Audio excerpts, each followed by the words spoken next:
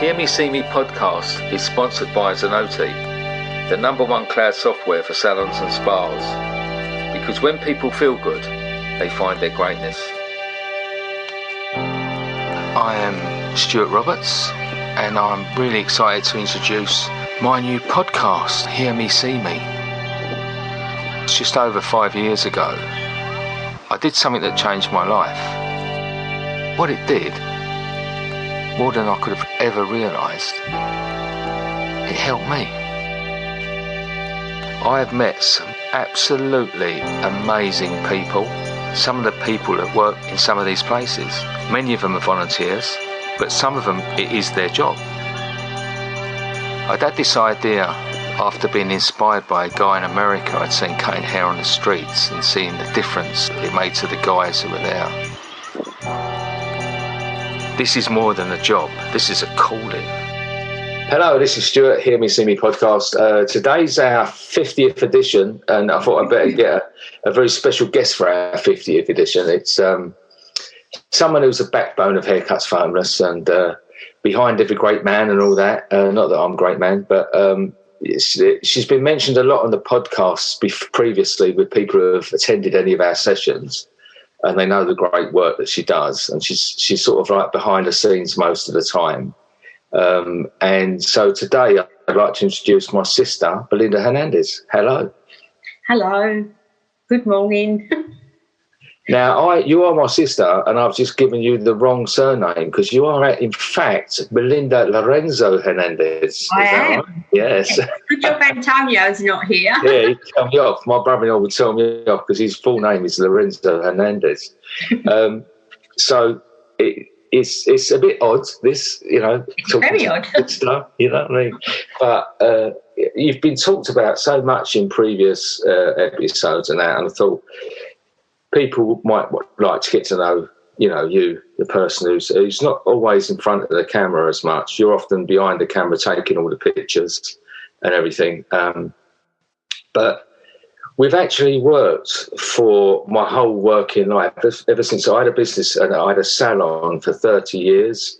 And you've worked with me all that time, haven't you? You know, and is it fair to say we've never had an argument? No, we've never have. I just don't know. When it's a bad idea or something like that, I just don't answer you.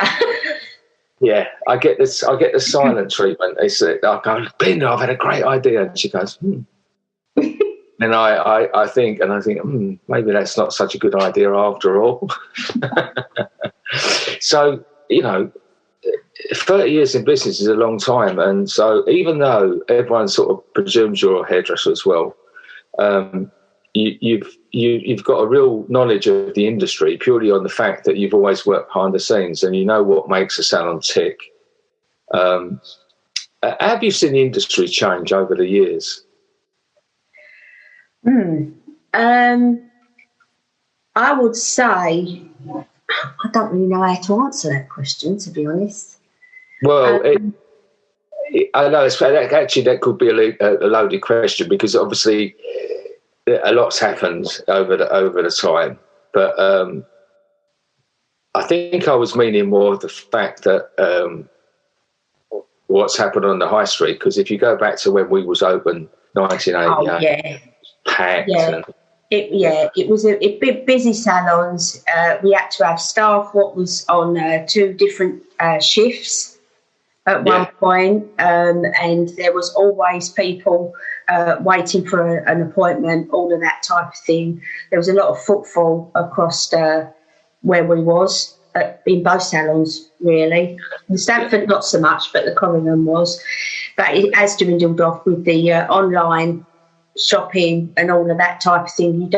Not necessarily for the hairdressers, the other shops in the high street, they're not getting the footfall how they used to. And with the big supermarkets and big shopping centres, I think it's made a big effect on a lot of things, to be honest.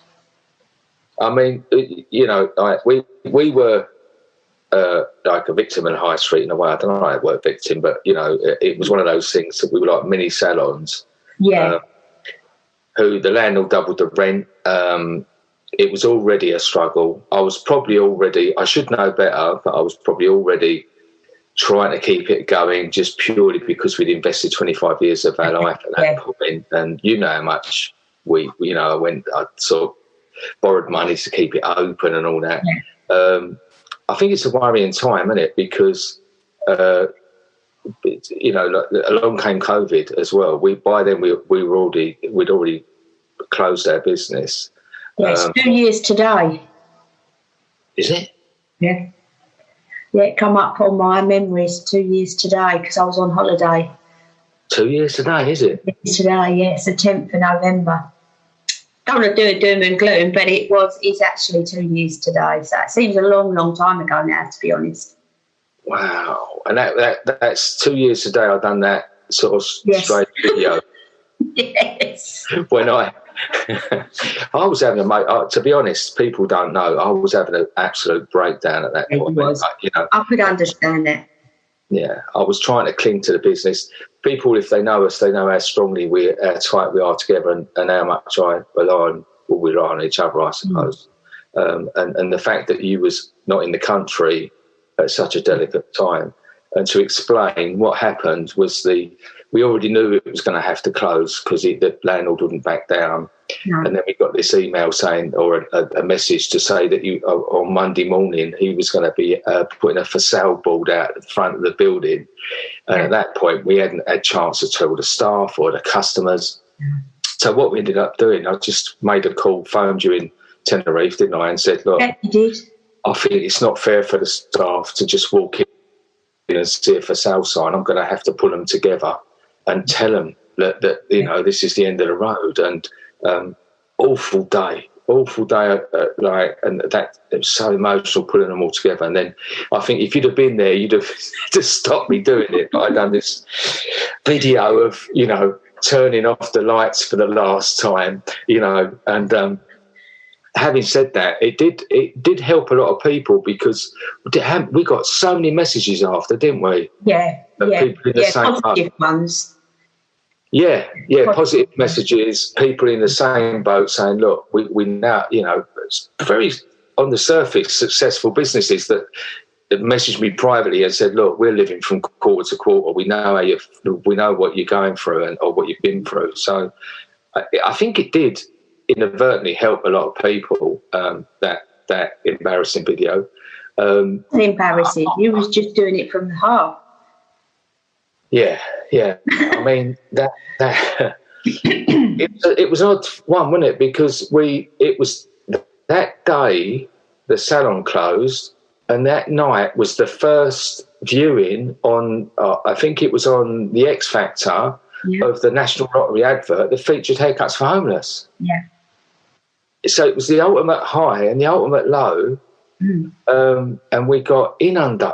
My phone went off. It went off the hook because 1 minute everyone's phoning saying, "I can't believe you've closed." Yeah. The next minute, I've just seen you on X Factor, just in the advert, and I had to just close my phone. I had to turn everything off for 24 hours. Yeah. What was that time like? I mean, it is both, but what was it like for you at that point? I was heartbroken. I know that it needed to. It made a decision that we were sort of trying to avoid. But when I come back off holiday, I always remember it because I come to the salon, which I had to do, and it was all closed. And I got there before you, and it was heartbreaking because, as you say, 30 years of working together. And it just was stopped overnight. It was bad enough being on holiday because that day that you phoned me and we said, it's got to be today, you've got to close today at the end of the day. Today, I had a dinner party planned for that evening with all our friends out in Tenerife, and it was very difficult to put on a smile. Yeah. But, I think, the word is heartbreaking because, your whole life was revolved around the salon. I know mine was, and all the family was, Yeah. Even go now, all right, let's change tack before we both go.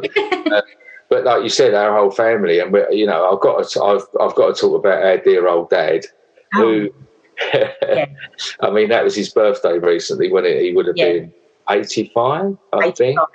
Yeah, he died when he was 71. He was a massive part of the salon, wasn't he? All the clients still remember him when I put things up for Father's Day, good old job, all of that type of thing. Like some of the clients that I've still got as friends on Facebook. Yeah, so he was a character, and he just was so proud of your salon. Yeah. So it's very interesting because he wasn't very proud of me being a hairdresser because he was an army man, and I come home and said, "Don't be a hairdresser," and he was very, very disappointed. I remember he said, "What am I going to tell people?" Yeah, what am I going to tell my mates? And then he spent 3 weeks calling me a barber. He thought that was more macho. Yeah. Yeah, so in one way, although we loved him dearly, I know me personally, I'd love him to still be here with all the different changes in our family lives, that he hasn't been able to experience. But I think in one way, looking back, it was good that he wasn't. Yeah. Because I think he would have really found it harder than us. Yeah. To deal with, I think. So I think. I mean, the last thing he ever did for me was like when he was dying, actually, because we nearly took on the big building next door in that massive, like it would have been a massive 3-story building, and I was all set to go. We really was right on the wire of it. We was all but signed the lease. Yeah. And there was just a last minute glitch about some asbestos they found or something. It was a little tiny thing that was just holding it off. And then when he was dying when he had leukemia and he was in hospital, just couldn't face it. And I think, I just said, look, I'm pulling out. I can't face this all at the same time.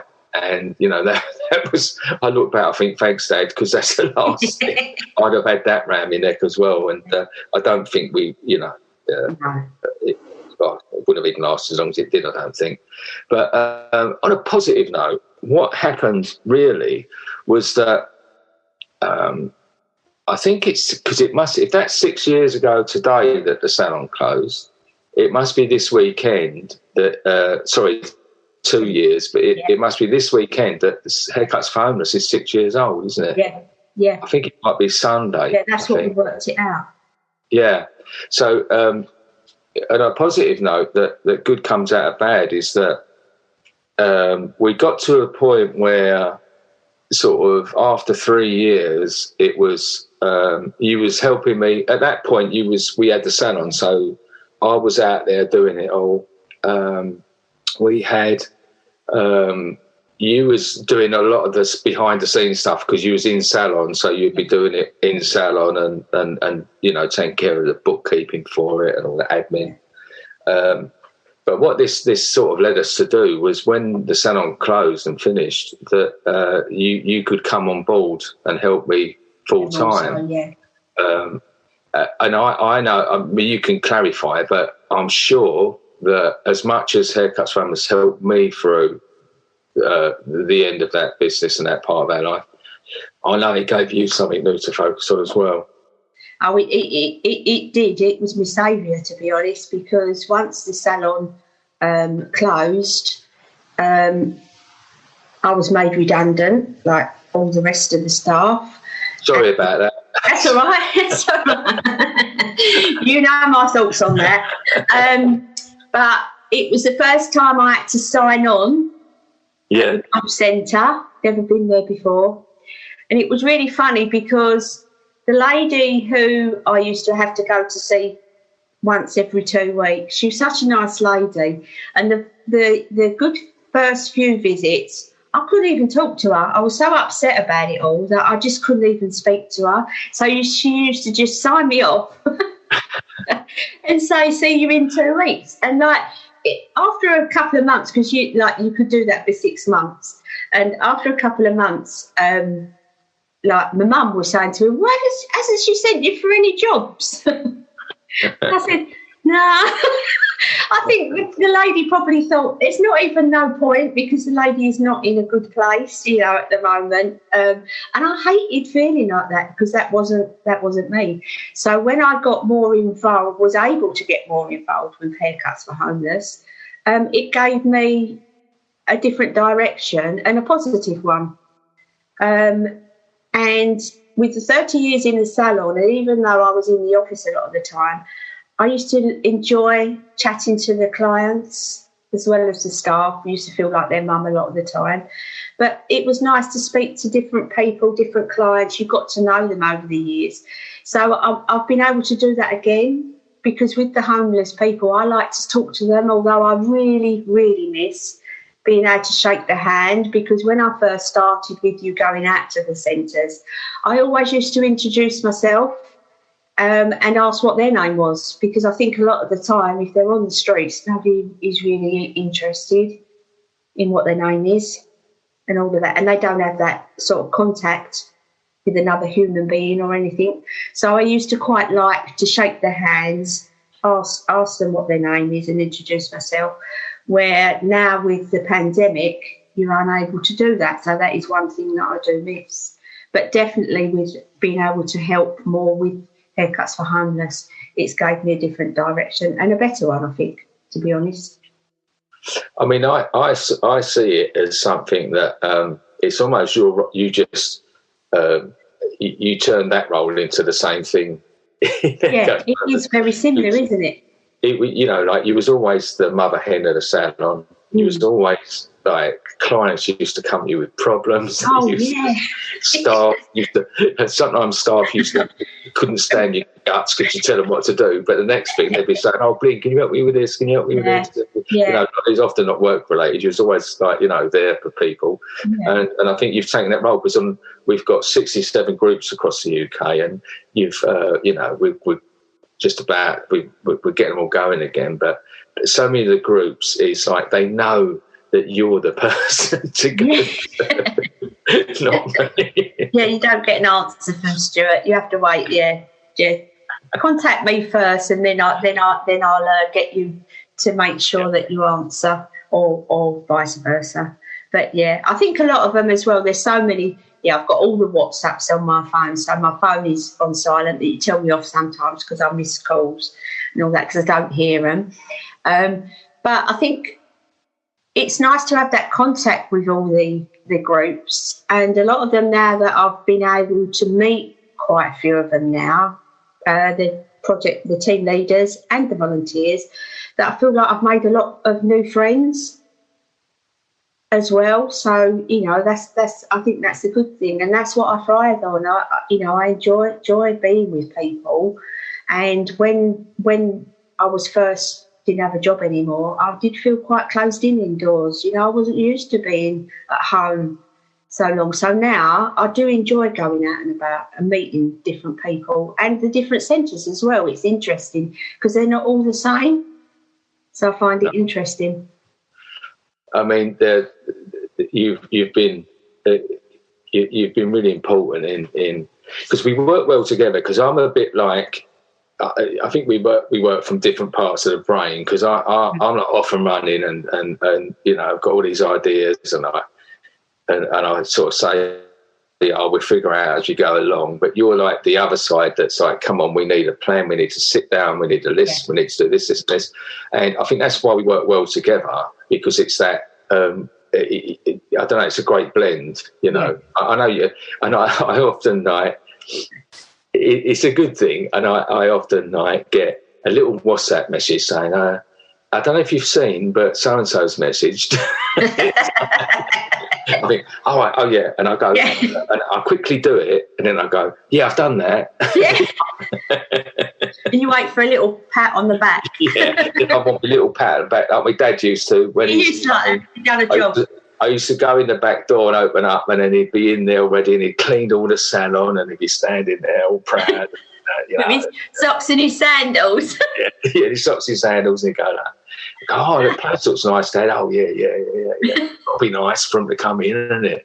I always want my pat on the back whatever I do. I think everybody does. Sometimes it is nice, even though some people, I find it a bit difficult to receive a bit of praise. But I don't know, it's just me. But I think everybody, it's nice to have a little bit of praise now and again. Yeah. I think it's best not to crave it, but you can't deny the fact that it helps. It definitely helps, you know. I just, I think that's an insecurity thing. I used to struggle a lot more with that. But part of then going through recovery and things, you learn to accept praise a bit better. Because you can make people feel uncomfortable, can't you? If you know, someone's explained to me once that you treat it as a gift. If a little child come and give you a gift, you wouldn't say, "Oh no, I don't want that." You go, "Oh, thank you very much." You know, you wouldn't want to upset this little child. And if you think of it like that, you know, it's just thanks, that's nice, thank you. You know, but you've been, and as I say, you've been mentioned quite a lot. I've listened to, I always I leave it a little while, then I listen to the podcast back, and you've been mentioned quite a lot, you know, on it. So people do see the value. And there was one, we was on a Zoom call to Sonota yesterday, weren't we? Yeah, we was, yeah. Yeah, and I mentioned that story of the lady who we was at the refuge in London, and she sort of kept going to go in, didn't she? We was there for a couple of hours, and she kept going to come in, and she couldn't come in. Only a young girl, wasn't she? And the lady who was running it said to me, I'm not sure she'll come in because she's had a terrible time. Yeah. And I'm not sure she'll come in, but I think she does want it cut. And she had that great thick hair, didn't she? That lovely thick black hair. And, you know, like she sort of came in, and she sort of edged in. I saw her sort of edge in the door, and I saw you straight away have a little chat and say everything will be all right if you do want it done. You know, Stuart will do it, and you know, and I'll stand with you if you want. And we've got some great images by the lovely Jack Eames, the photographer, was there with us that day, and he's got that beautiful image of you just holding that girl's hand, and you held her hand the whole time, didn't you? Yeah, and she had a firm grip on my hand as well. You know, you could really feel that she really needed that. I don't know, perhaps to feel a bit secure, because I know you said to me before that we've had emails from different refuges, like Women's Refuge, and you always say, like, I can come myself, but if men are not allowed in there, which is the case sometimes, then we can sort a women only team. So I think perhaps, you know, with you being in that refuge, she might have been even apprehensive with it being a male, because you just don't know, do you? You know, so perhaps with that connection with holding my hand in a female form, she felt secure with you doing her hair. Yeah. You know, and a lot of them, when I see them young like that, like my son's 34, coming up to 35 now. You know, and I always think, like, my God, you know, it could be my daughter. And I'd never been to a women's refuge. I hadn't really had any dealings with women's refuge before. That was my first one when I come with you to that one. And I'd never been in anywhere like that. And I'm really lucky with how my life's been that I've had to face anything like that. So to sort of listen to their stories, I've never heard that before. You know, so it's I don't know. It's not having a sheltered life. It's just that you haven't been in that position to be connected with anything like that before. But the other lady who come in, because I made some notes today. This is my notebook. I sat last night. If Jackie watches this, I knew there'd be a list.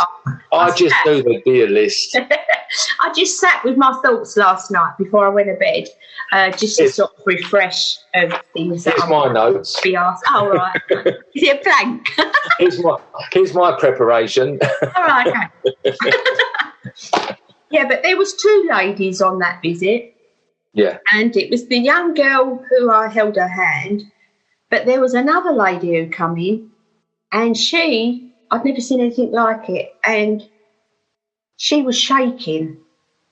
She was so nervous, and I kneeled down so eye level, which I remember from we always used to say in the salon with the consultation, you should sit next to the client, not stand over them. And I introduced myself and asked what her name was. And she said, I'm not quite sure. One of the female volunteers cut her hair. But she said, I'm not quite sure. I'm really, really nervous. I've just come out of an abusive relationship and I've only been here a couple of weeks. And she was literally physically shaking. She was so nervous. And I'd never been that close to somebody like that before, to be in that situation. You know, it sticks in your mind, I think, you know. You just want to hug them. But some of them don't want. I think with the more that you go to the projects, you tend to pick up on people, whether they would welcome that or not, you know. But afterwards, she had one of the ladies gave her a trim. We had some makeup, didn't we, there that day as well, that was given out, whoever wanted it. And I did notice that she went and got some makeup. And she walked out. She didn't have a beaming smile on her face, but her facial expression was so much better than when she come in. You know, and it's always stuck with me. Every now and again, I'll have a thought, you know, and she'll pop up in my mind again. You know, so hopefully at one point we'll be able to get back to, because we did have a different women's refuge, didn't we, right on top of lockdown, which we weren't able to go to near St James's. So, so hopefully we'll get back there at some point. Not hopefully, we will. No, we will. We definitely will. There's, I think you've just reminded me of another one, and I won't say which city it was, because I'll keep that because to keep her safe. Yeah. But there was one that we went to, and I remember that as well. The fact that this is I think where you do some stuff that I couldn't do because it was actually where we were was a very manic session. We had a lot of people in a small space and you was at a table near, like, keeping an eye and doing the list, everything that you do so well. And then I did see this lady come in, and she sort of sat next to you and was just watching. And because it was right near where I was working, I could hear a little bit. And you turned to her and said, do you want your hair cut? And she said, I don't know, I've not had it cut for a long time. And this wasn't a refuge, this was a homeless day centre. Yeah. And this lady you gradually made her feel at ease. She gradually opened up to you. And from someone who didn't even really want to see or speak to someone, it was almost like once she started, it just all came out. And she had a haircut because her partner wouldn't let her get a haircut. He had total control of all the money. So she couldn't get a haircut. She couldn't have the heating on. She couldn't have anything. He obviously, like, I think he had, he was obviously drinking and all that. So, and he got her to the point where she literally was so under his spell that he didn't drive, so he'd give her money, and he knew what change would be coming back, and he would send her to get buy him more drink, and she'd come back.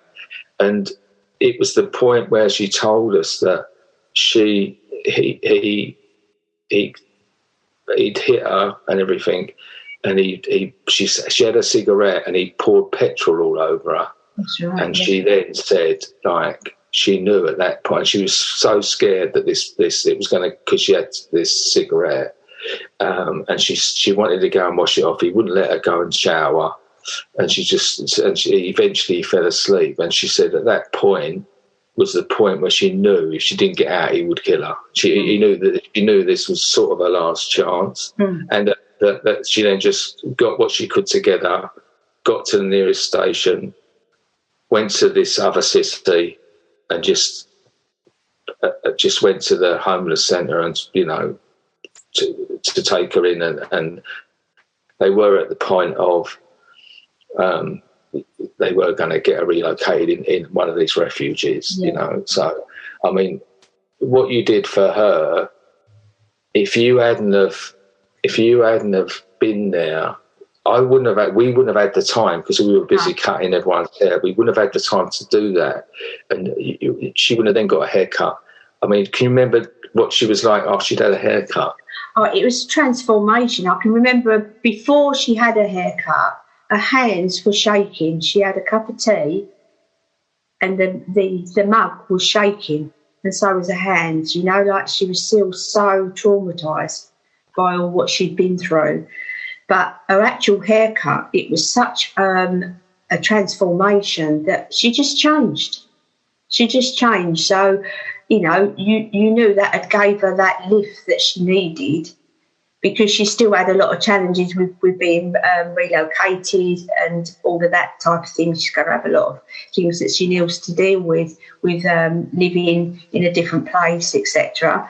But that certainly gave her that initial lift, and she just was transformed. How I know what it did to me. I mean, so, you know, people know, you know, what a big part of our life it's become, haircuts. So how was it for you early this year when they first, you know, when we first had to cut down tools? It was just so disappointing, and it was worrying as well, because the actual lockdown, like the first lockdown, you didn't know what was going on. So, you know, it was what is outside that's going to possibly kill me, if that makes sense, because, like, nobody knew, did they? And, you know, and it had just started to take off with the projects. We've got a lot more new projects in the pipeline, haven't we? Big booked in, all of that type of thing. And it just stopped.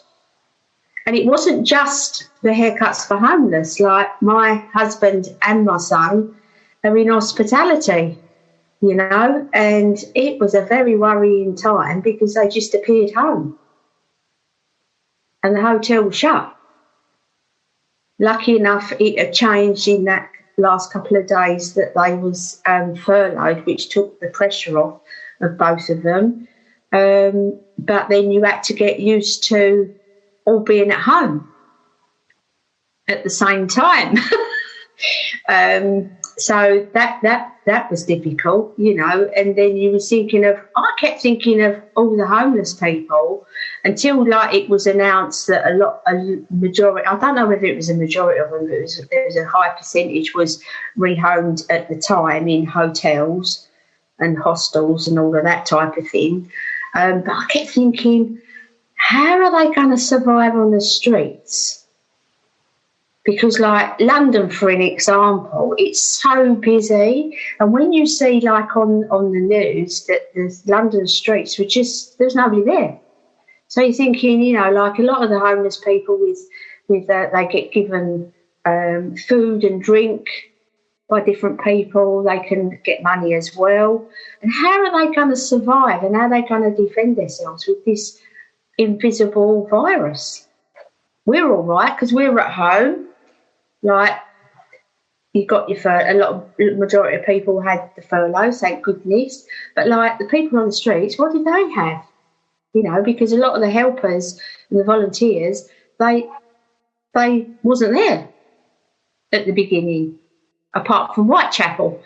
Yeah, we've got to mention Whitechapel. Yeah, I mentioned Whitechapel. The fact that Sue and her team and her husband and everyone there, and lovely Sonia, like, you know, it's an amazing thing. What was your first impression of Whitechapel when you came? My first impression was it was very busy, and I felt apprehensive because I'd never been there before. But quickly I felt safe. I didn't know what I was expecting, to be honest, on my first visit. And the thing that's always stuck in my mind as well, there's so many, but this is one of them, is I was given the list of their to do at the beginning, and I was asked in their names, and I kept being called Miss. They say, "Excuse me, Miss." They're always very polite. There's not one occasion where I felt anything other than fine with them, you know. And you get to know their faces now as well when you go more than once. But yeah, they kept calling me, "Excuse me, Miss, when's my turn?" and all of this. But then you explained to me after that it probably come from a lot of them have been in prison, and that is how they have to be with the wardens, I suppose. So it's sort of instilled in them that they sort of call me Miss, which I find is very strange. Even now, I feel like a teacher. But a fantastic place. It's so organised. You know, the volunteers who work in there, Sue, who runs it with her husband. It's such a great place. It's refreshing to go in there to see how it all works like clockwork, you know. And they're so caring. It comes across with the homeless people, you know. I mean, we up until obviously earlier this year, pretty quickly after the salon went, the more you got involved, you went from behind the scenes to coming with me. Yeah, we pretty much travelled around the UK, and then we went to Ireland. Well,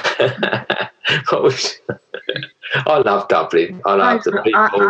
I love Brother Kevin. What was tell us about Dublin? Never been to Dublin before, so wasn't quite sure what to expect. What a lovely place. I've got a little place in my heart for Dublin, and the Dublin Haircuts for Homeless team are great. And I must say, if any of them listen to the podcast, that during lockdown we've got a WhatsApp group for Dublin, and they've made me laugh. They've made me laugh so much with the refreshing things that they put on there to their funny videos. But meeting Brother Kevin was very humbling. He's a lovely man, and so I don't know. You just feel at ease with him straight away, you know. And that first visit to the centre, the Capuchin Day Centre, I never forget it, because where the haircuts takes place is up on the second floor, and one of the volunteers called me over halfway through to look out the window. And when I looked out the window, there's all these young families, women with their babies in pushchairs, all queued up along the pavement, a really long queue. And he said to me, these are waiting for baby supplies, as in nappies, baby food, etc. I just couldn't believe it. That, you know, that's the situation. It's heartbreaking to see. You know, you moan about your own problems and your own worries and all of this stuff, and some of it is so silly when you think about it, when you see that they've had to queue up. Now, because like baby nappies and baby wipes, they're not that expensive, you know. So how, you know, it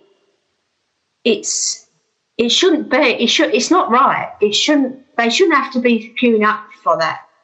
That something's wrong somewhere that they have to do that. What the answer is, I really don't know, but it, you know, it shouldn't be. In this day and age, it was like going back to like it reminded me of Victorian times. Yeah. You know? And we're in the 20th century. Yeah. How is that even? I don't know. It's hard to see. I think if you need to see, I think I did take a picture of it from a distance, you know, and I think you need to actually physically see that for it to affect you, because it's all, you see so much on social media, on the television, all of that stuff, but it doesn't really click home 100%, but something like that certainly does. Yeah. It's it seems hard to imagine now, because we were flying around the country everywhere, with like Dublin, but all of the UK, and we went to so many places, met so many amazing people, and it sort of just did stop. But we just started to get again. Well, I mean, I think yesterday we were supposed to be in Leeds, weren't we, yesterday? And funny enough, November this month, we were solid, weren't we? We was busy, really getting back. Should have been Ashford today. Ashford today, yeah. Like, where was it tomorrow? Holborn.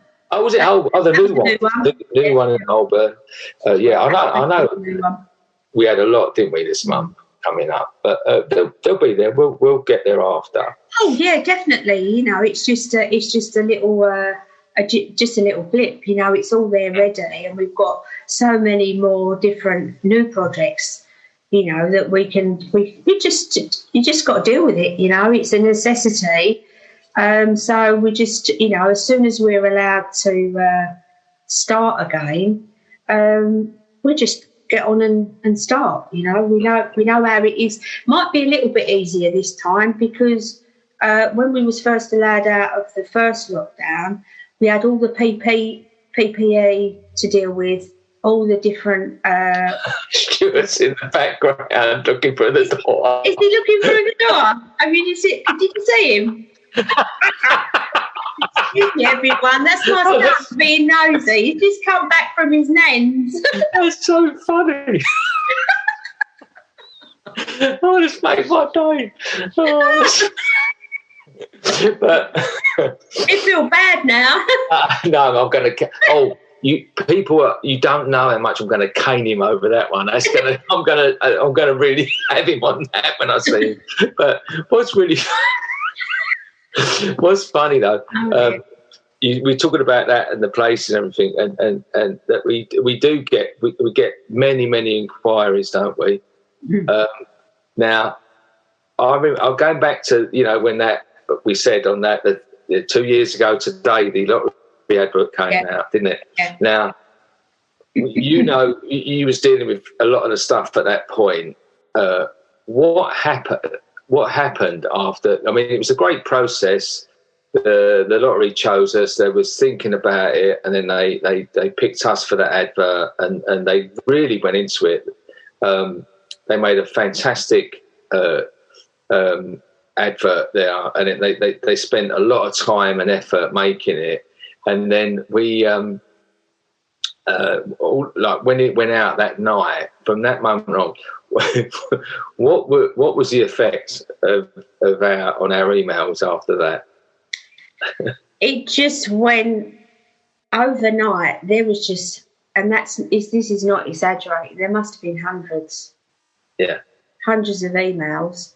At that point, and I apologise now that a lot of them at the beginning, we just couldn't answer them all, could we? Because at the time we had to shut up the salon, which took a long time, a good few weeks. So we had to sort of prioritise with what time we had, what we needed to do. But gradually got through them all. Yeah. To at least have an answer, you know, apologise that it was so long with answering the things. But yeah, overnight we had just so many inquiries. It sort of made, I think in one way, the lottery advert really put us on a different level with the charity. You know, and even now people remember, I've seen you on the telly. Yeah. We even have some of the companions, don't we, who we go to see, you know, perhaps it might be a new project, and they go, I know him, he was on the telly. Yeah. So, yeah. I think what was lucky that, I mean, you know, we've got to be ever so grateful to the National Lottery for choosing us for that. And you know, that I believe they've supported 500,000 projects since they started. I think I remember them saying that. So for all those projects, for us, tiny little charity to get recognised to go on that advert was really fortunate. And what it did, it was really sweet and sour, because it came at a time when we couldn't really capitalise. No, our world had fallen apart. Yeah. We got this massive influx of stuff. We didn't know what on earth we were doing. But lucky enough, they redone it the following spring. They did, yeah. And it sort of had another burst of life, and it went out again. Yeah. And that really, then we was in a position, we'd sort of, rolled our sleeves back up, and we was ready for it. And we managed a lot better the second time they run that advert, weren't we? Yeah, we was more organised by that time, so we was ready for all the numerous emails. It was refreshing as well, because you sort of said to me more than once it was a shame that it was released at the time because of all what was going on in the background on a different level. So you couldn't sort of make the most of it being released. Where that second time you had a second chance at it for the benefit of the charity. Yeah. And then I think, if I remember right, the first time it came out 2 years ago today, at that point we weren't a registered charity. We're still a community group. No, yeah. So it was after. So by the time they released the advert and had another run of it in about the spring, we were then applying, and you were doing a lot of work to get together a registered charity. That was great news when that came through. Oh yeah, because it's a bit like, this might sound funny, but like when you learn to ride a bike, once you can do it, it's with you for life. Yeah. Same as when you pass your test.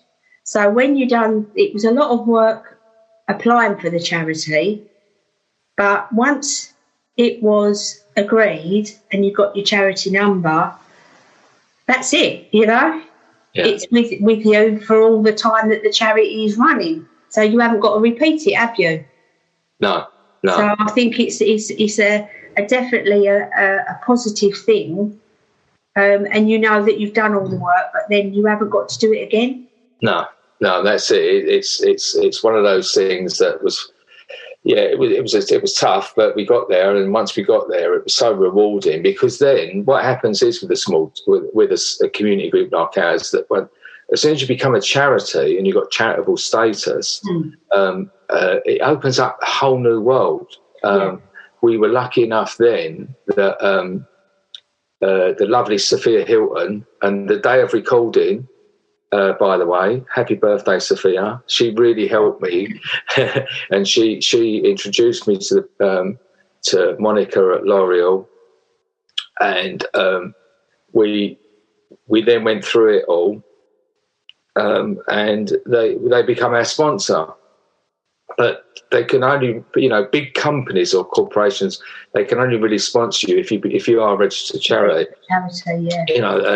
And we've also now got, who we were speaking to yesterday, Zanotti, the American software company, and you can't carry on, you can't expand, you can't survive without the help of our three big ones are National Lottery Community Fund, L'Oreal, Zanotti, and we've got room for more. And what's been nice is that people like L'Oreal, who you would think would say you're our charity, have even actively said you need to look for other people. So. There's the availability for other people in the industry, other big industry brands. We can do that because it's like everyone helping us to help everyone out there. Yeah, it's been great, hasn't it? It has. It has really been great, and it's great when you meet new volunteers as well. because they are apprehensive. They don't know what to expect. Same as when I went on the first project as well. You know, you're just not quite sure. But it's so refreshing when they just start to cut the hair, and then you hear them chatting as if they would to a client in their salon.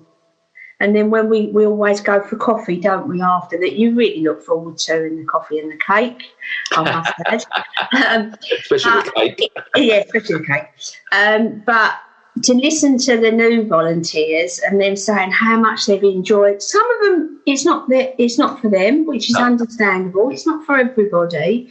But the ones that you can really tell, you know, that they're going to be coming again, and they're so full of enthusiasm, you know, and they've so thoroughly enjoyed it, you know, and you think, well, that's come from probably an initial email as an inquiry, you know, and thanks to L'Oreal, because it was a lot of work beforehand to find out about the different volunteers, whether they wanted to actually come to one of the projects, etc.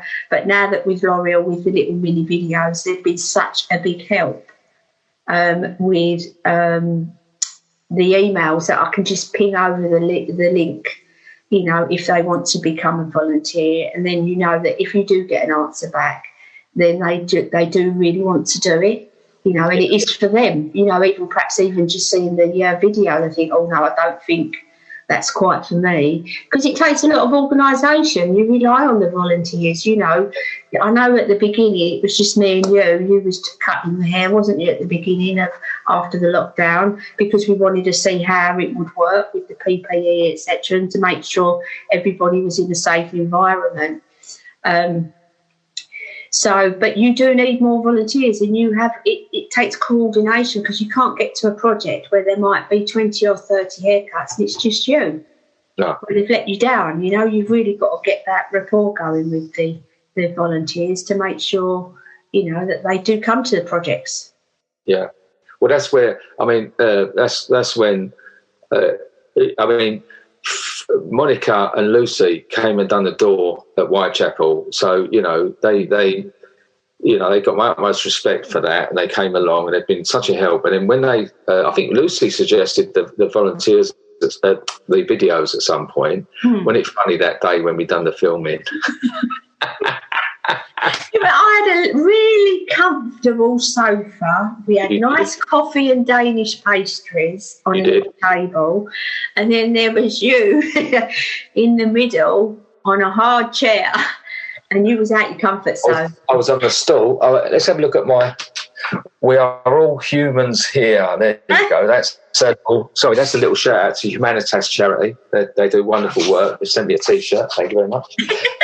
No, I was sat on a stool, and the video guys were great, weren't they? But they sort of, I think, so you can see the light in my glasses. They was trying to stop that, so I had to sit a certain way and and then I had to read off this script, and I'm terrible. I can talk like this, but I can't.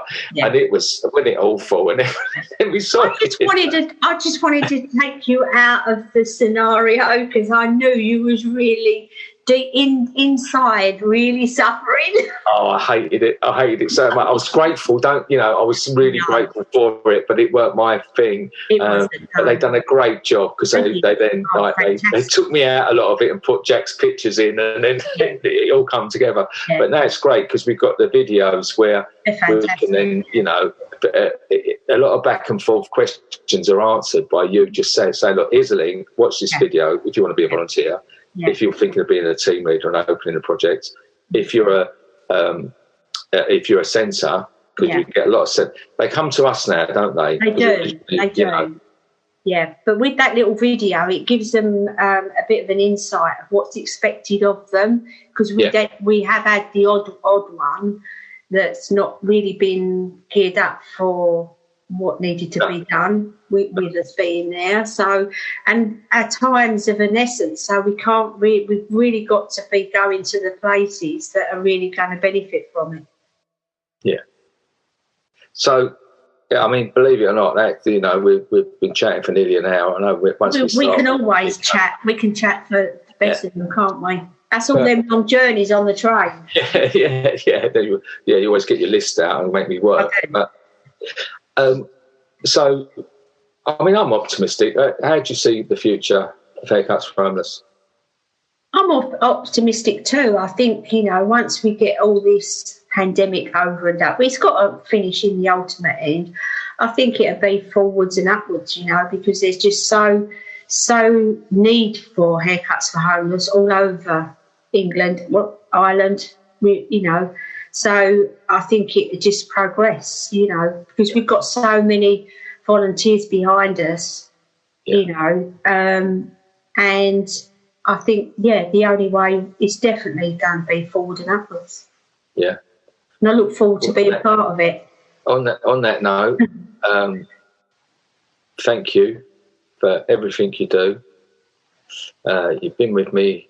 You've been through a lot with me.